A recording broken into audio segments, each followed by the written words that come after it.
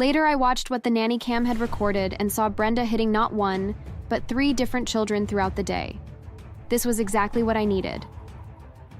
Furious, I posted the videos to every social media site I could, and I made arrangements to take my sons to a different daycare from then on.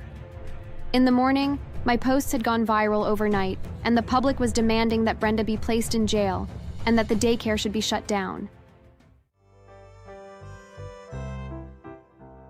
Have you ever met someone so cruel that you wondered how they could possibly be real? Like someone that vile could exist outside of a movie or book? Well, I had the misfortune of meeting just such a person, and in one of the most unlikely of places as well. It all started months ago at the daycare that I use for my children. My name is Jennifer and I have 2 sons, Stewie, who is 4, and Kyle, who is 6. I had been using the same daycare since Kyle was 3, as it was convenient for my needs. It was close to my office where I worked, and a friend of mine worked there as well. My friend's name is Bethany, and she is an absolute sweetheart. Putting my children there wasn't really something that I had to think about until Brenda started working at the daycare. The first day that I met her, I knew that she was trouble, but I had no idea just how much until later. Hi, Bethany. How are you doing today? Hey, Jennifer. Honestly, it's been a bit of a rough day. We had someone new start, and I personally think that she might be a bad fit for the daycare. Why? Did something happen? Not yet, but there's just something about her that rubs me the wrong way. Shh. Here she comes. Oh, hey there. Sorry to interrupt, but parents need to drop off their children and leave promptly. It's harder on the kids to say goodbye if parents hang around too long. Oh, sorry about that. Is that a new rule? I was just catching up with Bethany. Well, don't. We're here to work, not be your friend. Now say goodbye and please leave. I very much didn't enjoy being talked to like that, and the look on Bethany's face told me that it bothered her as well. But I was in a hurry, and so I just filed it away, said goodbye to my boys, and went to work. Later that day, after I left work and picked up my boys and went home though, something very unusual happened. Hey guys, what do you want for dinner? Pizza. That's stupid. Stewie, don't be an ash. We should have pasta. Excuse me? Kyle, where did you learn to talk like that? Kyle looked incredibly shocked and suddenly quite upset. I could tell that he didn't understand what he had done wrong and was confused. Sorry, Mama. I heard the new lady at daycare saying it. She was calling a lot of the kids that. I don't know what it means. She did? Kyle nodded his head and looked like he was about to cry, and so I brought him and his brother in for a hug to comfort them. It's okay, but that is an adult-only word. You didn't know, but now that you do, please don't use it anymore. Both boys nodded their heads that they understood, which helped make me feel a bit more comfortable about things. But that did little to stop me from being angry with Brenda. The boys had never used such language before, and I knew that they hadn't learned it from anywhere else. Bethany had told me that there was something weird about Brenda, and I was inclined to agree. I told myself that the following day I would have a word with Brenda and clear the air. The next day when I dropped off the boys, I decided to have a word with Brenda. Hey Brenda, can I have a word with you? Ugh, can you make it quick? As I told you yesterday, parents shouldn't linger too long. I understand that, but this will only take a minute. My son came home yesterday and used a foul language, and when I asked where he had heard it, he said that he had heard it from you. Yeah, well, children lie all the time. That's no surprise, really. Well, there is nowhere else that he could have learned it.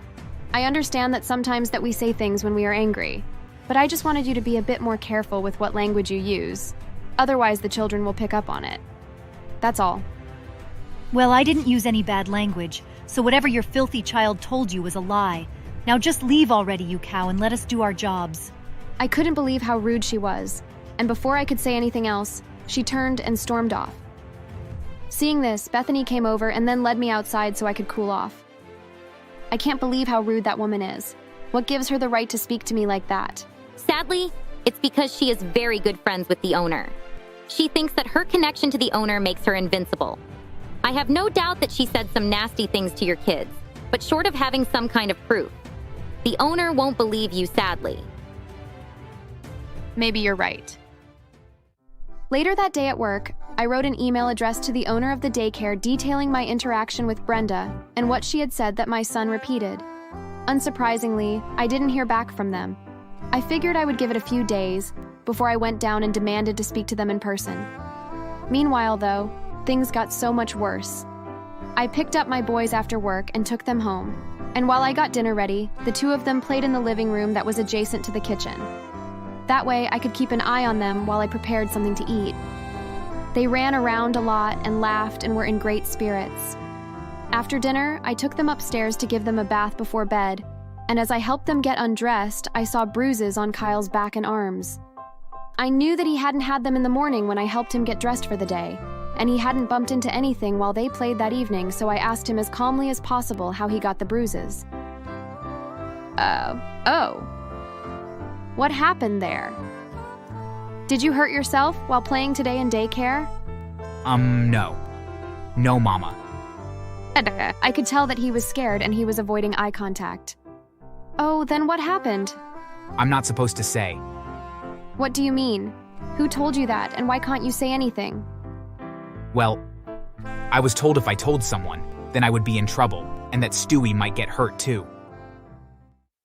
Alarm bells were roaring in my head. I knew instantly that I needed to handle this situation carefully. Kyle, I love you and Stewie very, very much, and nothing will ever change that. I want you to know that you can tell me what happened and I won't be upset with you. Okay, it was the new lady at daycare.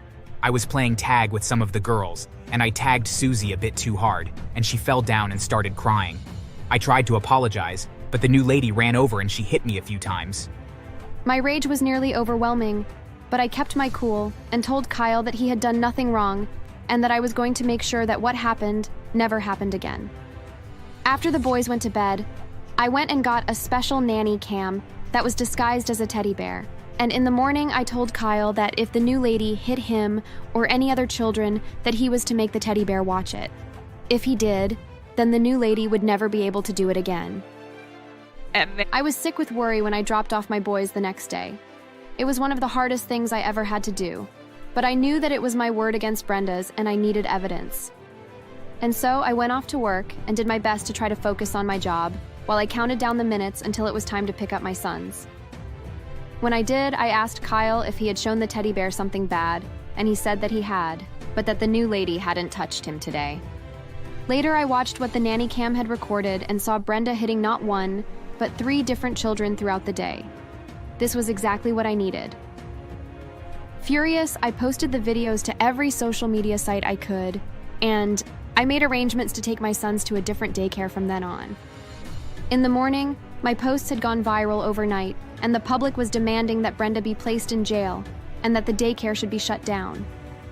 Sure enough, that same day, Brenda was arrested for abuse, and all of the parents that brought their children to that daycare refused to leave their children there. The owner was forced to sell the business, but that didn't stop the police from placing charges against her as well, since she was the one responsible for the children, since she was the owner.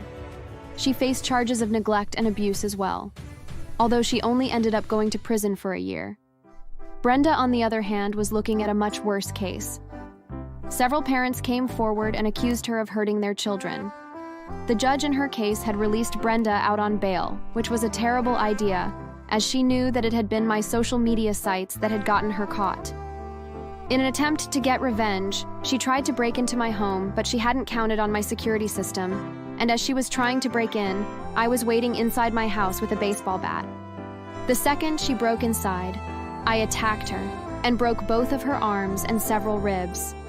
Once I knew that she was no longer a threat, I called the police and had them drag her to the hospital, where she was patched up and then hauled off back to jail.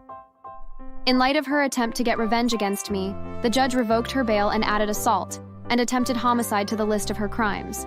She ended up being sentenced to 25 years in prison. If you ask me, she should have gotten even more time in prison, but knowing that I hurt her like she had hurt my son, I felt that I had gotten what I had wanted from her.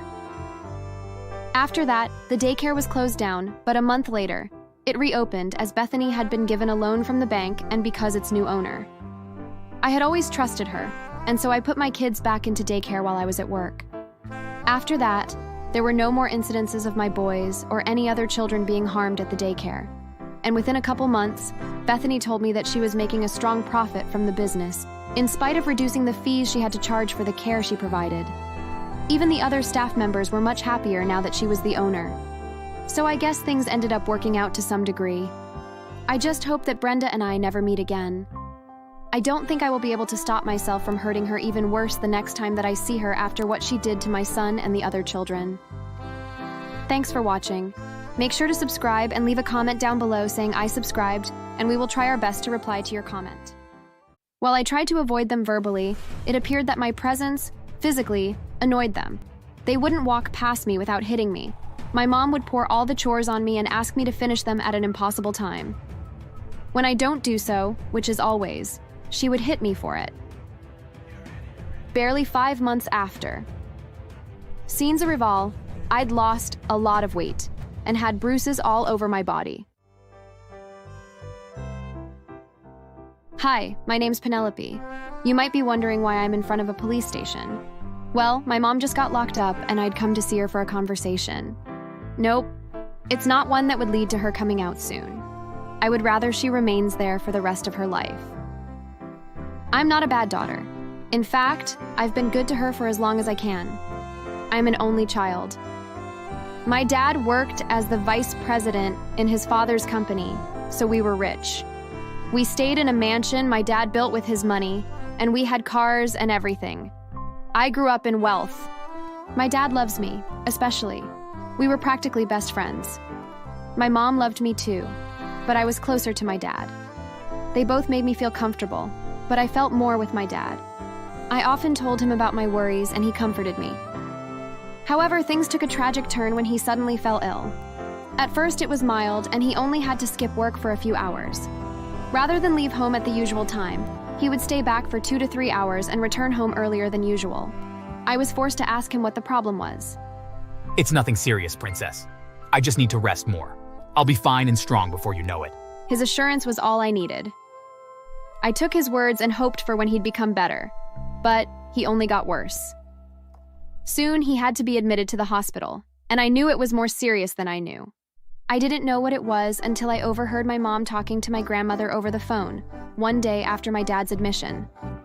My grandparents were in Italy, so they had no idea what was going on. According to my mom, my dad had cancer, and he was at a delicate stage. I didn't fully understand, but from how my mom sounded, I knew it was very serious. That made me sad. When we went to see him at the hospital, he'd gotten so pale. It was so quick, the changes. I cried in his arms, hoping for him to get better very quickly. Unfortunately, my father's health kept deteriorating. The drugs didn't seem to be working, and the doctor said the cancer was spreading very quickly. I saw my mom turn into a crying mess every night, praying for my dad to get better. It was a devastating period for our family. Eventually, after 1 year of suffering and trying different treatments, death took my dad. He died at night while my grandparents were watching him. That was the saddest day of my entire life. I cried until I passed out. When I woke up, the thought of not seeing my dad again registered in my head, and fresh tears rolled down my eyes. My mother looked like she wanted to die with him. She kept asking them to let her go. Time passed by very quickly. His funeral was done, and we had to learn how to live without him. My grandparents and my dad's brother were so kind to us. They put my mom on a monthly salary and took over taking care of me and all my expenses. Life wasn't the same without my dad. I watched my mom become a shadow of herself.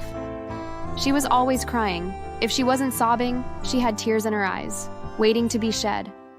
I tried to be strong for her, even though I was also deeply affected. The house became quiet. My mom rarely talked. Luckily, we had maids, and I was able to have little conversations with them. I patiently waited for when my mom would finally recover from the pain of losing her husband. Time passed, and soon, 2 years had gone by since I lost my dad. My mom was better and was slowly starting to go for outings again. It was a big deal for me, and I was happy. I noticed her always speaking to someone over the phone, and that person always made her laugh and show happiness. I didn't know who it was, but I was grateful to the person for helping my mother out of her depression. Day by day, her smile brightened even more. One day I approached her to ask about it. I wanted to know if it was a friend of hers, as I felt obligated to thank whoever it was. It's a friend of mine. Would you like to meet him? He's been asking to meet you, but I didn't know how to tell you about it. I agreed to meet him. I was so excited. When he came, I wasn't surprised how he was able to make my mom feel better. Sean was so nice and full of good energy. He made me laugh so much with his jokes, and I was immediately connected to him. 2 months later, my mom revealed that she was dating him and asked if he could move in with us. I agreed. Sean was a good person, at least. That's what I thought. The first month was good. He was still nice to me and helped well with my mom. He would take us out to dates and do so many fun things with us. I felt as though my dad sent him to us, and I thought he was an angel. However, things changed after the first month. Sean became a completely different person. Yes, he was still close to my mom, but he began distancing himself from me. I didn't mind at first, but when it got to a stage where he stopped talking to me completely, I had to talk to him. Did I do something to offend you, Sean? You've been avoiding me? Did I do something wrong? I thought he was going to give me a reason, but the reply I got was a slap that sent me to the floor. Who the hell are you to question me in my house? Huh? That person wasn't the Sean I knew a month ago. I tried to speak again, but that only worsened it. He slapped me twice and kicked me roughly on my back. Afterward, he left me there in tears. I'd thought my mom would do something about it after I told her, but she only shunned me and asked me out of her sight, claiming that I was trying to lie against Sean because I was jealous of her happiness. It sounded so stupid. I couldn't believe she would say something like that. I was only 13. How could I be jealous of her relationship? Anyway, I tried to avoid them from then on.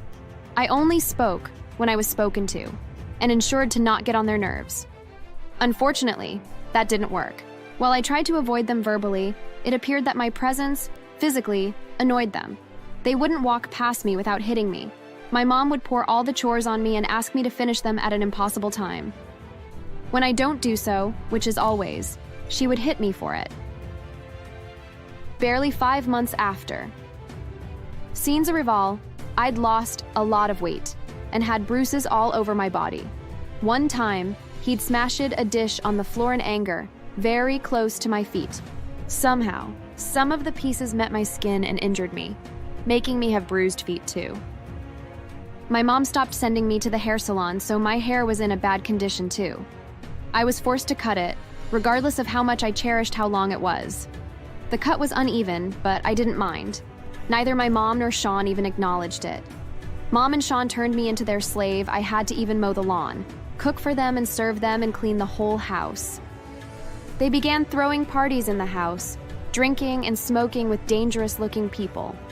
I was always scared to leave my room and had to stay longer in school.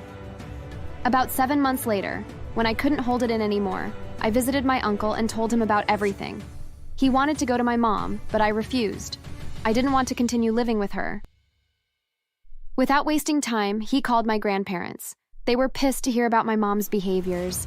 They immediately arranged for me to relocate to Italy to be with them. I thought my mom would oppose it, but the reverse was the case. You can take her, I don't give a damn. I would have sold her off or something if y'all had come to take her later. To hell with you, Penelope. I was hurt and felt betrayed, but there was nothing I could do. I needed my sanity, so I left with my grandparents. For 10 whole years, my mom didn't call me. I heard from my uncle that she was living her life with Sean. It hurt me so much, but I didn't dwell on it for too long. Once I clocked 24, my grandfather passed away. It was sad news for me, as he and my grandmother had acted like my parents. I was so devastated, but I needed to be strong for my grandmother. He was given a proper funeral. Then his will was read. He divided his properties between my uncle, I, and my grandmother. Things took a different turn when my uncle gave me 80% of his, as he was wealthy himself and thought I deserved it more. My grandmother gave all of hers to me. I felt so loved. I needed to return to my birth country to take over my grandfather's company. I took my grandmother with me, since I couldn't leave her alone. However, news somehow got to my mom about the inheritance I received, and she found her way to the mansion I lived in with my grandmother. She knelt before us in tears. I don't know what came over me. I regretted letting you go, Penelope. I still do. I'm your mother and I love you. I would never intentionally throw you out of my life. Your father's death made me mentally unstable that I was just doing so many things wrongly. I already started receiving therapy. I'm trying to be a good mother again. I wanted to forgive her. I wanted to see her get better and make up for her wrongdoings. So I did. I forgave her. My grandmother also did. She began visiting the house again, and I ensured that I always gave her money whenever she came. However, things took a different turn when I started getting calls from my bank about suspicious withdrawals and spending. I was informed about the purchase of a car, luxury items, and lavish trips on my card. Only then did I realize my card had been stolen and that my mom was a prime suspect. She'd left a lot of debt in the card. She did stop visiting for a month, so I knew she'd use that time to live lavishly with Sean. I couldn't take it. I immediately reported her to the police. The credit card was locked, so she couldn't use it anymore. The next day, she visited me. While I pretended to get her water, I called the police. Barely 20 minutes later, they arrived, and my mom was arrested and put behind bars. I went straight to my dad's house afterward, with more policemen, and threw Sean out of the house, ignoring his pleas.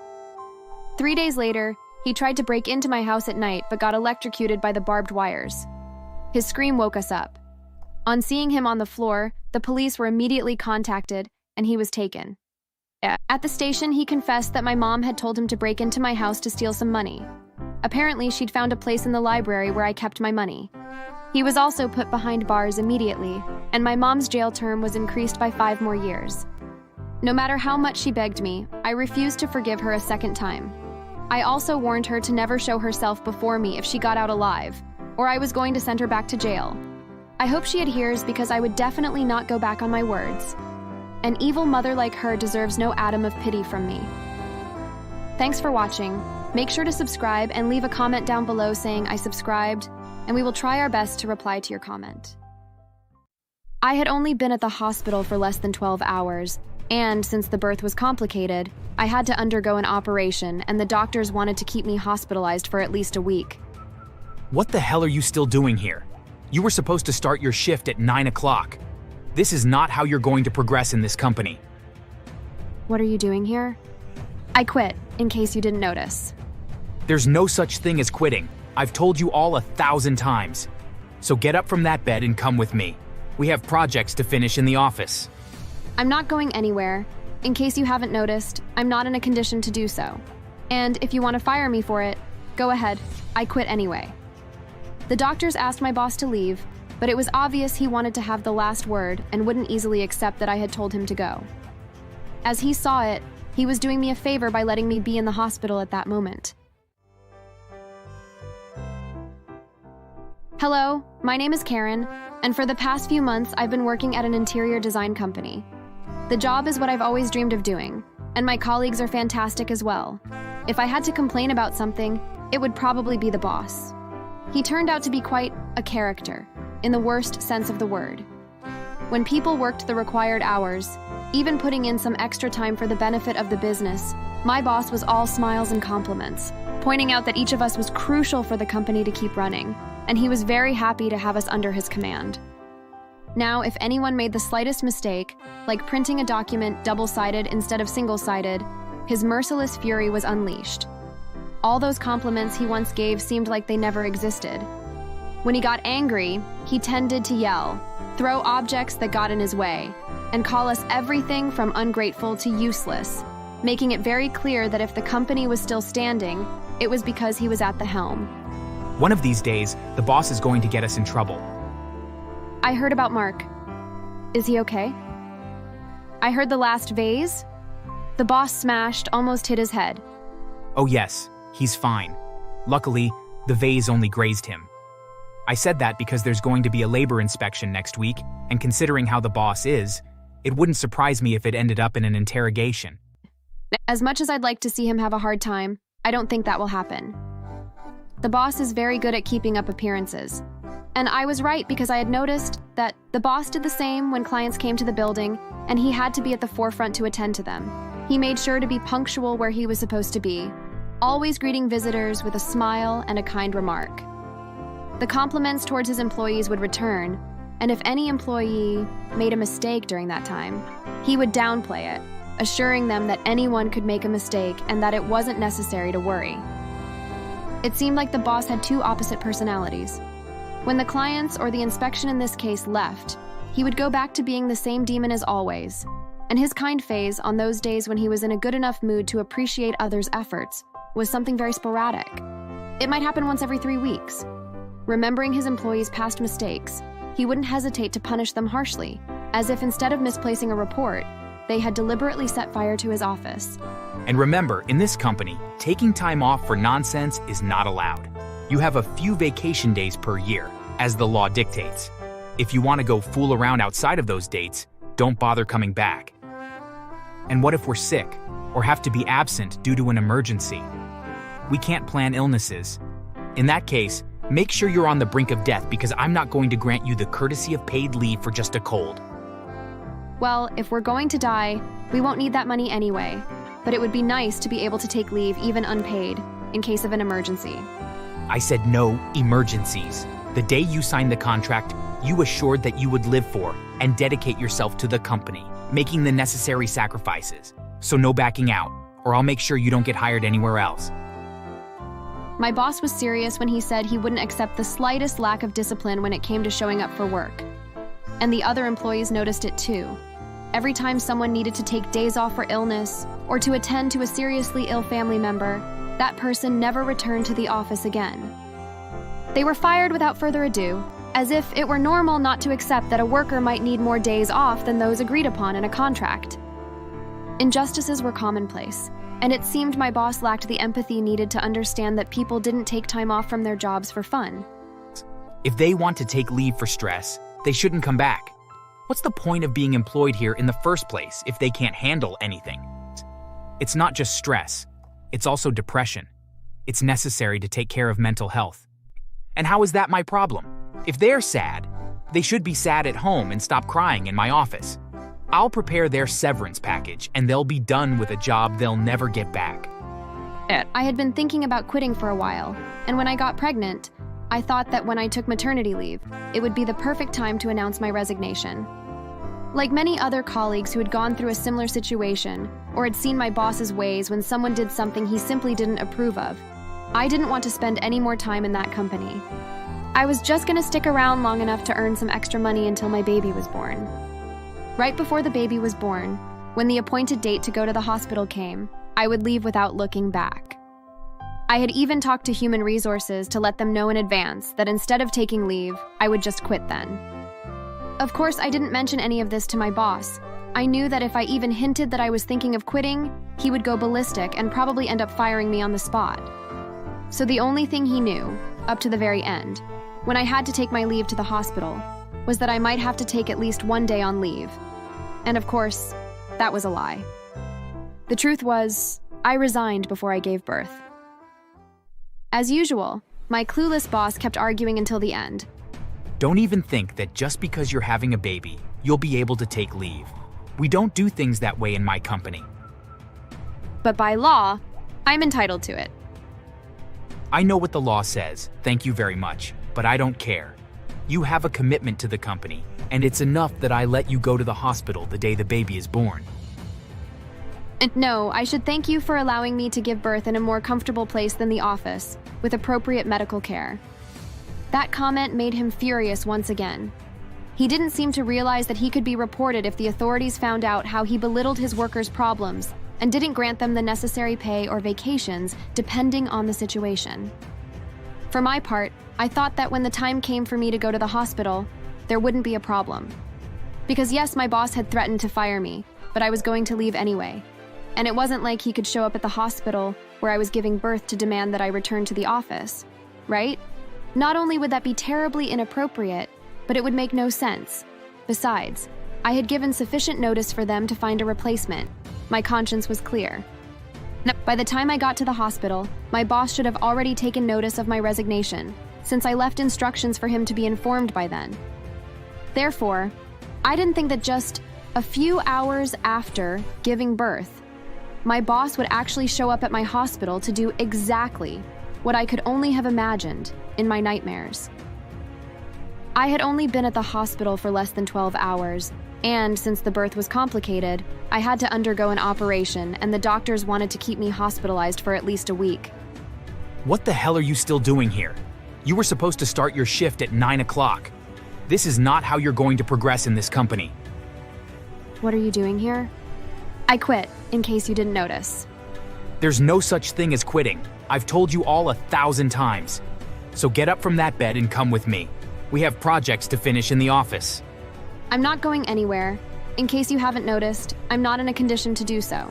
And if you want to fire me for it, go ahead. I quit anyway. The doctors asked my boss to leave, but it was obvious he wanted to have the last word and wouldn't easily accept that I had told him to go. As he saw it, he was doing me a favor by letting me be in the hospital at that moment. Therefore, the medical care I could receive also had to end precisely when he decided.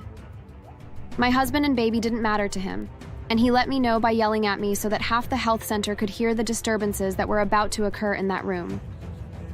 Maybe I could be fired, but my boss wouldn't tolerate the humiliation of being sent out by a mere employee. It didn't matter. I didn't work for him anymore. He still saw me that way. So he made himself heard in a very inappropriate way. So much so that several nurses had to come to throw him out. My boss started a physical fight with them during visiting hours, creating chaos. And while someone was busy calling the police, a team of doctors from a mental institution across the street had to come to the rescue, as they seemed to have detected erratic and violent behavior in my boss that deserved to be studied in some psychiatric ward. When the authorities arrived, they were undecided about what would be more appropriate, to put my boss in jail or in a psychiatric institution. In the end, as it couldn't be otherwise, my boss ended up in preventive detention. A few days later, a coworker called me. Karen, we need your help. If it's for work, I'm not coming back. I've already decided. Oh no, it's not for work. Or it is, but we're not asking you to come back.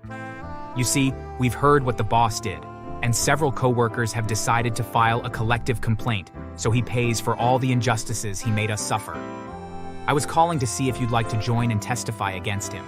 Of course, I wasn't going to say no to that. With the complaint filed and backed by more than 24 people, both current and former employees of the company, what could have been a fine and several months of community service for my boss ended up being a sentence of more than 10 years in prison for labor abuse and not granting his employees the rights they were legally entitled to. While in prison, my boss still didn't change. Unfortunately for him, he started bossing one of the inmates around, not knowing that the inmate was part of a dangerous gang. One day, the inmate had enough and my boss was beaten severely, resulting in one of his fingers being broken. The gang member sentence was extended because of that act. My ex-boss, Case, made the news, and my ex-boss's reputation was so tarnished that no one would want to hire him ever again, even when he will be out of jail. Even if he had done some good for the company, people only remembered the bad. And even those things that previously didn't seem so important or could have been seen as slip-ups now took on a more bitter tone. While my ex-boss served his well-deserved sentence and went viral on social media as one of the worst employers imaginable, I was finally able to live peacefully with my family, happy that justice had been served and also having received a good compensation that the court ordered my boss to pay all the victims of his outbursts. Thanks for watching. Make sure to subscribe and leave a comment down below saying I subscribed, and we will try our best to reply to your comment. While she had everything she wanted served on a golden platter by my father. At 20, Zoe concluded that I wasn't meant to be in the house anymore. Of course, my dad agreed. You don't need him since you have me, Daddy. Cut him off and let him leave. My father did whatever his princess wanted. He kicked me out of his house without anything, not even clothes, because he got them for me. A good Samaritan, who's become my best friend now, helped me that night.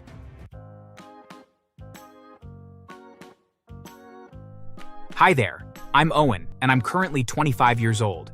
I work as a nurse, and I'm, well, an orphan. My mom died when I was only 19 years old, and life was very unfair to me for 2 whole years after her death. Although, before her death, it also was. My father was alive then, but he didn't like me, simply because I was a boy. He had this unhealthy obsession with female children, and only cared about my sister. Well, adopted sister. My father had been so sure and hopeful that I'd turn out to be a girl, but my mom wanted a boy. Because he was so sure that the universe was on his side and I'd be a girl, he suggested for them to not check my gender until I was born. They both agreed on it and remained in the dark about my gender. My dad bought so many female clothings while my mom got unisex. She wasn't hooked on me being a boy, even though she wanted me to. When I turned out to be a boy, my dad wasn't happy. He showed that he wasn't, expressing frustration that the universe hadn't been on his side. For years, my dad held grudges against me for something I had no hand in. He didn't like me anywhere close to him and would yell at me for the slightest mistake. As I grew older, he began to trouble my mom too. He still wanted a female child, and they'd been trying for one, but my mom didn't get pregnant. He blamed her for it. The first time I ever got to bond with my dad was once when his company hit the highest sales. He'd been so excited that he'd asked my mom and I to dress up. "We're going to have fun at the park." I was filled with happiness. My friends always talked about how they went for picnics and dates with their parents, but all I did was sit quietly and listen to them with envy. Finally, I would be able to give my own story. I couldn't stop smiling that day. I dressed quickly and went downstairs to meet him. I was 11 then.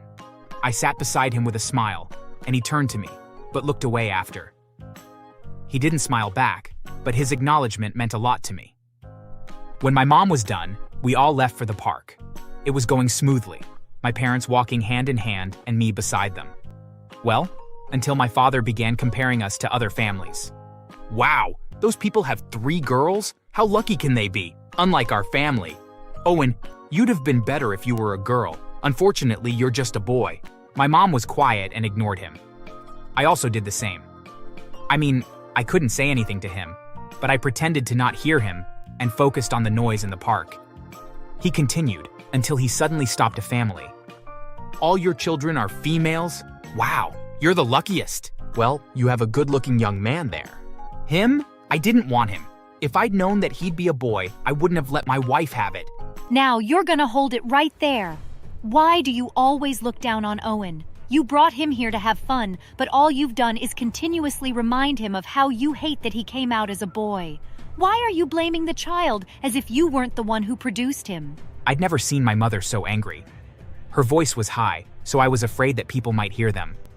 Most of all, I was scared of having any of my friends there.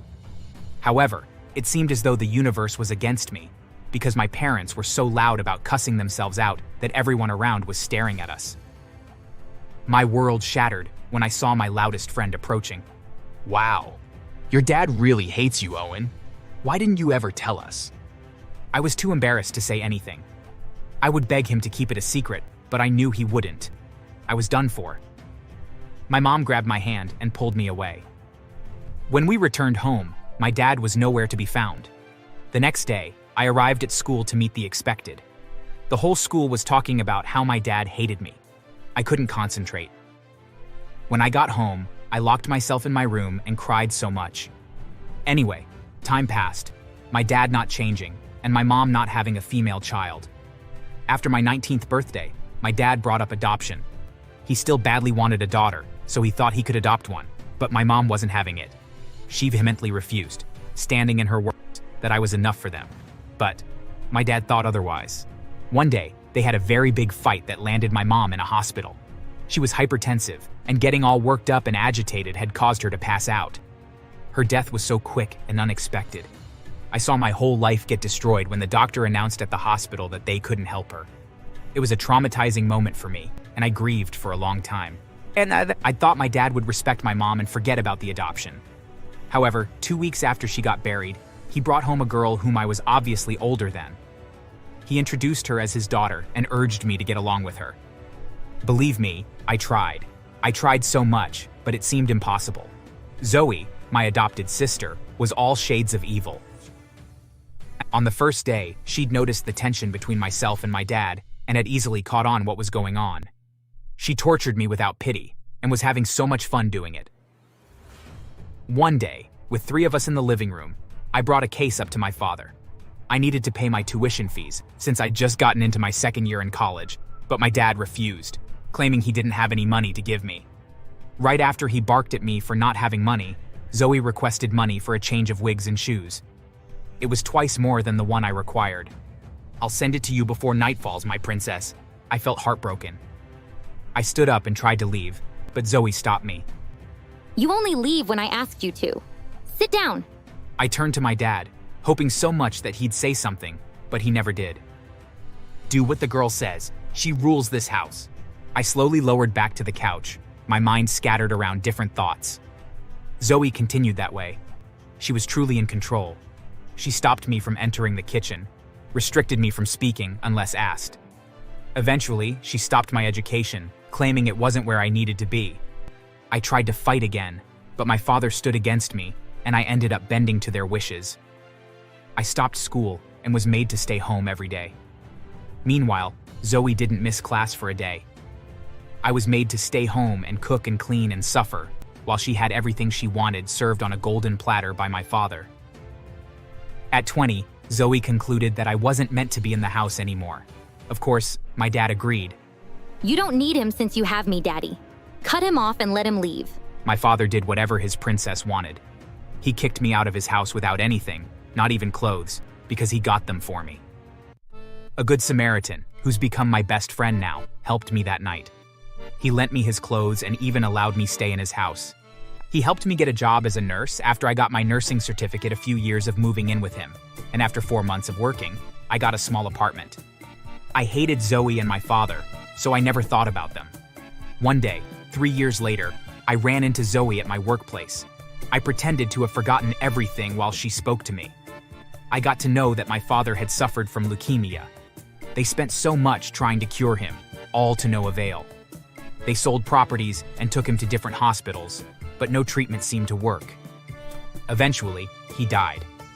The few properties he left behind got confiscated by the banks which he'd taken loans from without his beloved princess's knowledge. Anyway, she was broke, homeless, and desperately needed a job. I beamed within me. My father had received his punishment by suffering so much before dying, and the universe had brought Zoe for her share. I assured her that she was going to get the nursing job at our hospital, and she believed me. The people who'd be doing the interview were all my closest friends, and I'd opened up about what Zoe and my father had done. I asked them to give Zoe a huge humiliation while I prepared the final one. Of course, they agreed. I snuck into the office where everyone had kept their bags. The owner of the office was our boss, and he was very careless. I was sure I'd find something valuable lying around, and I did. About 8 bundles of dollar notes and a wristwatch that screamed it was expensive. Locating Zoe's bags, I dropped the items in there and zipped it close. Luck was on my side, as he had no CCTV camera in his office. The man was scared of it, so all cameras around him was taken away. That meant there'd be no evidence of me putting it in there. I left immediately. After a few minutes, Zoe rushed out of the boardroom. I could tell she was in tears. My colleague sent me a video he made of her being humiliated, and I couldn't help my laughter. Her documents were faked, and she couldn't even reply to simple questions about drugs. Everyone had laughed at her and called her several vile names, which made her run out. From the reception area where I sat, I heard my boss's loud voice ordering someone to stop. When I looked, it was Zoe. He asked if she'd seen his money and wristwatch, but she replied that she hadn't. My boss said she was the only one who'd left his office, but she maintained that she didn't steal. I passed my phone to the receptionist and asked her to start recording, which she happily did. I walked over to them. By now, most workers were watching them, alongside the other candidates and interviewers. "Excuse me, sir. I know her. She used to be my adopted sister before she sent me out of my father's house. She used to steal a lot, but I believe she stopped it now. Right, Zoe?" She looked at me with pure confusion in her eyes. Anyway, I turned to my boss, still playing my game. "Look how shocked she is. She wouldn't steal anything. I'm sure of that. If you don't believe, you can just search her to be sure." "I'm gonna do just that." He grabbed Zoe's bag from her and emptied its contents on the floor, the money and wristwatch falling out with everything else. I let out a dramatic gasp. "I'm so ashamed of you, Zoe. You've embarrassed me." My boss wasn't having it. While he was yelling at her, one of my colleagues who'd interviewed her butt in and told my boss that Zoe was also a quack trying to squeeze her way in and endanger the patients. He showed the video to him, and my boss was livid. He immediately contacted one of his police friends, and Zoe dropped to her knees. begging me to talk to my boss and begging the man to forgive her. I enjoyed seeing her that way. The police soon arrived and she was immediately arrested. My boss pressed charges against her for stealing and lying.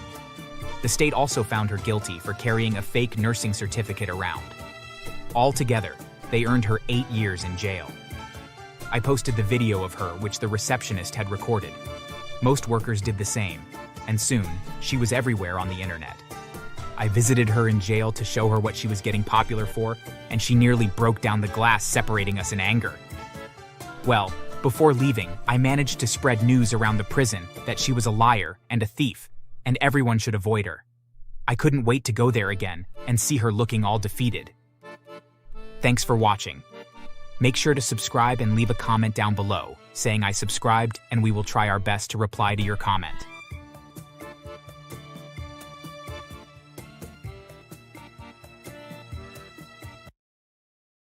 Just then, Evelyn's mother charged at me and spun me around and began pushing my chair out of her house and towards the busy street. I only managed to engage the emergency brake just in time to avoid being pushed into traffic. As a result, Evelyn's mother lost her footing and slammed down hard onto the sidewalk. As she got up, she made a move to grab my chair and try to tip it, and so I slapped her as hard as I could to make her back away. Once she did, I turned the brake off and got out of there as quickly as I could. Hi there, my name is Curtis, and I have quite the story to share with you. It's quite the ride actually, and involves quite a bit of drama. Although I really wish that that wasn't the case. At any rate, my story begins just after college.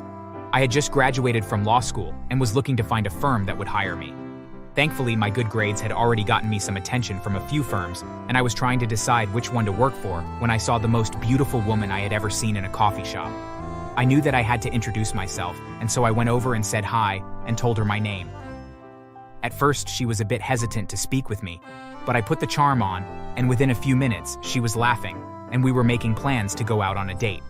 She told me her name was Evelyn, and that she had just graduated from medical school, and was on the fast track to becoming a surgeon. I found this fascinating, of course, and I knew that she and I would make for a great pair. I was of course worried that she would stand me up though. After all, I can be pretty charming, but there is a major catch. You see, not everyone can get past the fact that I'm in a wheelchair. Sadly, I was born with a rare condition that made my legs useless.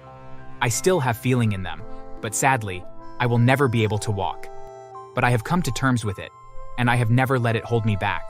But it is a hard thing for most people to accept. So when Evelyn showed up, and we ended up having a lovely time, I was beyond happy. The next few months were wonderful. We went on dates and really got to know one another. I was so happy that she was incredibly intelligent and had a great sense of humor too. We were madly in love, but then it came time to introduce each other to the other's family. Mine was very welcoming and accepted Evelyn with open arms, but Evelyn's side did not go so well. Her father had left her mother and Evelyn when she was very young, and Evelyn had told me that her mother had hated men ever since, but something told me that she didn't care for me because of other reasons. Hello, Mother. This is Curtis. This is Curtis? Are you sure you didn't leave half of him outside? Mother. Oh, it's okay, Evelyn. Your mother just has a very good sense of humor. It's a pleasure to meet you. Yes, it was just a bad joke. Nice to meet you, Kurt.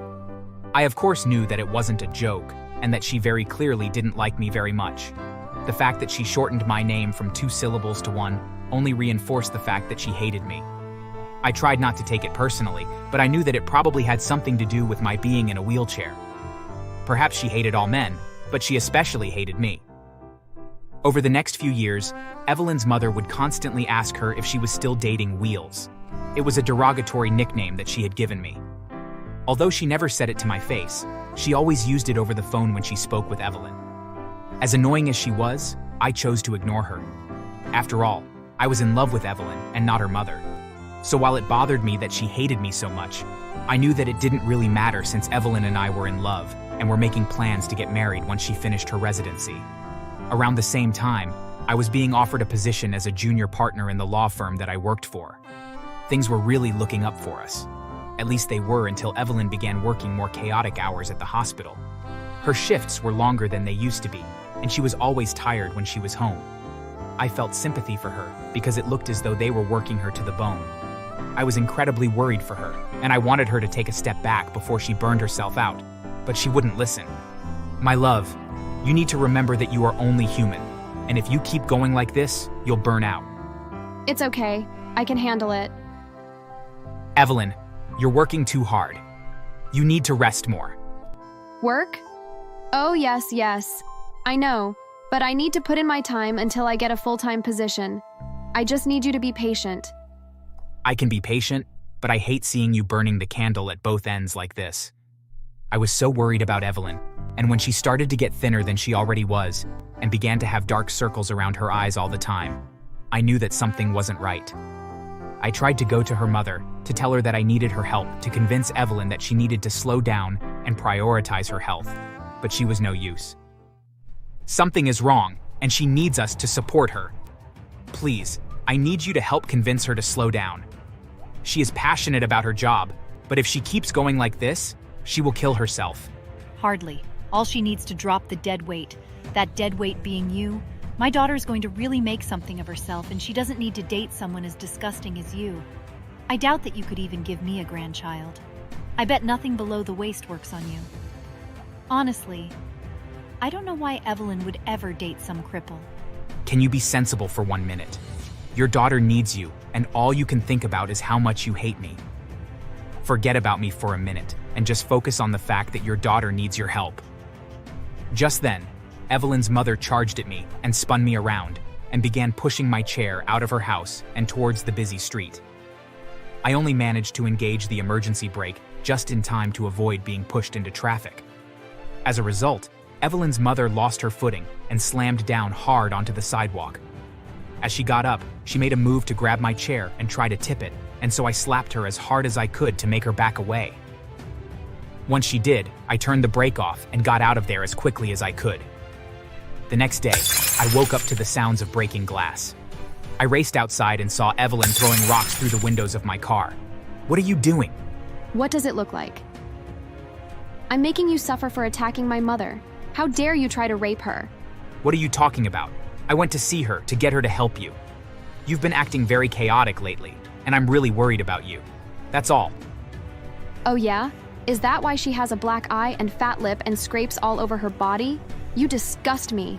That isn't what happened. Your mother attacked me and tried to push me into traffic. I was just defending myself. Just then, Evelyn threw a rag soaked in lighter fluid that was on fire into my car. Within seconds, the whole thing was engulfed in flames. I don't believe you, and I can't imagine why I was ever attracted to a cripple like you. My mother was right. You're barely half a man. Yeah. She left before the fire department arrived, and even they arrived too late to save my car. It was a custom-built one too that was made specifically for me, so that I could drive. I could not believe what had happened. Evelyn had let her mom turn her against me, and over something that I didn't even do. Part of me was still in love with her, but at the same time, I wanted nothing to do with her. Instead, I reached out to her friends and begged them to get help for her, but Evelyn's mother had poisoned their opinions of me as well. More than a few told me that they were glad that Evelyn had been cheating on me now, knowing that I was a monster that would attack Evelyn's mother. They would not believe me when I tried to tell them the truth. In the end, I sued Evelyn and had her charged with the destruction of my property. The court awarded me $32,000 in damages, which helped me to replace the car she had destroyed, but the only other punishment they gave her was dozens of hours of community service. It was a slap on the wrist, really, but I didn't care. I was no longer tied down to her, and that was enough to make me feel some relief. That is, until a few years later, when a client approached me and wanted to sue Evelyn for medical malpractice. As it turned out, the man that Evelyn had cheated on me with had introduced her to drugs, and she got hooked. It was the real reason that she was always tired and looked like death warmed over. Well, her addiction affected her job, and she was making constant mistakes and nearly cost my client their life as a result. We ended up suing her for hundreds of thousands of dollars, and she ended up losing her license as a result. After that, her life took a huge turn for the worse. Without a job to pay for her addiction, her and her boyfriend ended up stealing in order to get money to buy drugs. It didn't take long for them to get arrested and sent to prison. After that, she was in and out of jail for years before I finally lost track of her. As for her mother, the stress of her daughter being in and out of jail caused her to have a stroke which left her severely paralyzed. She lost all function on the left side of her body and was confined to a wheelchair. One day while out shopping, I happened to see her in the same shop. I could tell that she was hoping that I wouldn't notice her, and her eyes bulged out of their sockets when she saw that I noticed her and made my way over to her. I could see that she was terrified, and I relished that fact. All I did was lean over towards her. "Good to see you out and about." Wheels. Then I smiled and winked and left her there stunned and in shock. I was just happy to have dodged a bullet. Thanks for watching. Make sure to subscribe and leave a comment down below saying I subscribed, and we will try our best to reply to your comment.